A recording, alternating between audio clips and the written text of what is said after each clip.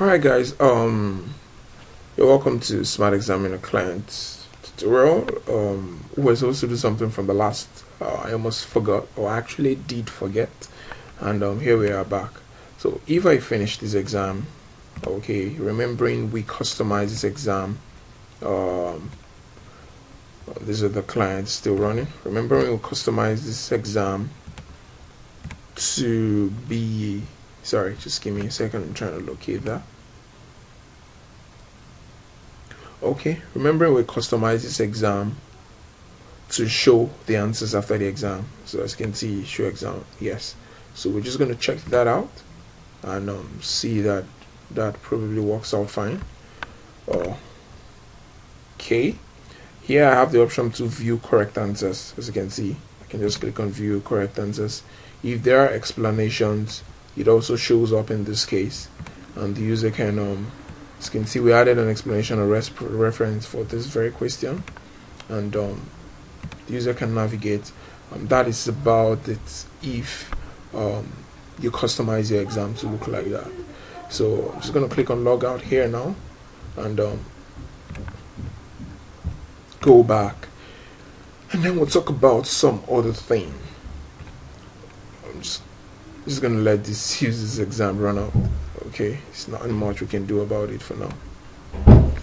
Next thing I'll be talking about is a few things in the preferences. Okay, these are the listening ports which the manager listens for the client and also communicates with the client on. These are the default ports. Okay, if you think you want to change it, you can change it, but if you change it, you might need to restart your SmartExaminer Manager. Okay, so that the changes will really affect. You cannot have more than 4. You can have between 1 and 4. We just made it 4 so that in case you're hosting an exam that probably requires thousands of PCs, they can connect at different ports and things works out fine. This, like you know, is the IP address of the PC without the Ratelsoft application server is running on. This is the IP address of the manager application. The notification settings is the notification on the manager. If you want to notify if you want to be notified, sorry, whenever a client connects or disconnects or finishes the exam, or if you want to be notified if a client tries to connect multiple times from different systems, or if the client's connection has been rejected, or in any case, if there's any rejection in client's connection. And this is a kind of setting you can use to do if a notification shows up and you want to close it, you want to close all of them. In a case whereby thousands of pieces are connecting, okay, they just queue up in a queue, and they show only a maximum of these can basically show up at a time, so they all queue up. And if you say remove all on-screen notifications, it removes all those on the screen. If you say remove all those on screen and also queued, you remove all those in queue as well as those on the screen.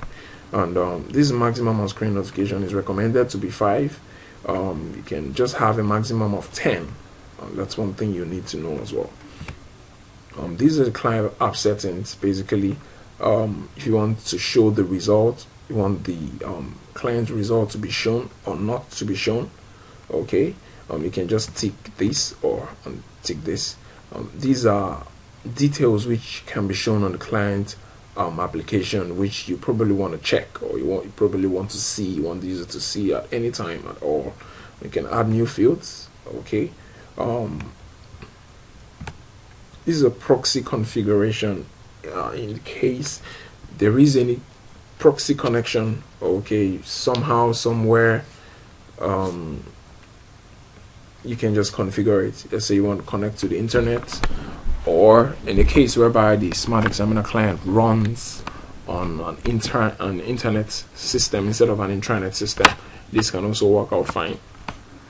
Or in case you want to register this application and it's not connecting, okay, you can just set your proxy settings. Okay, if you're using HTTP, configure the HTTP settings. These are non-proxy hosts, more like hosts that should not be operated via proxy. You just separate them with a comma. You just separate them with a comma. But you shouldn't be editing this unless you know what you're doing, because you might create some kind of funny things within your environment. So it's probably best not to touch that, or to keep a record of it, so that if you make changes to it, you can just copy and paste it back. And for the most part, if you tick apply same proxy to SmartExaminer client application, it means that the client application, when it loads, is going to carry these settings as well, and it's going to work with these settings. So that's one thing you might need to also look out for. Now this is a setting for people whereby you're in a country and you want the month to show before the date. You just uncheck this. Okay, but by default the date shows before the month. This is a prefix which you can use to add to examinee codes as a prefix. So basically the codes just generates whatever it is you add and stuff like that. That's basically the way it works. Let me just click on revert changes to revert this. Now this is an auto login. If you want your application to automatically log in, you can just click on this and put in the login information. Just by default, the login is admin and the password is hidden, like HIDDEN. That's it. Alright, that's it for this tutorial. Very next tutorial, I'll be talking about creating accounts, modifying accounts, and also look at reporting on a very later tutorial. Thank you very much for watching.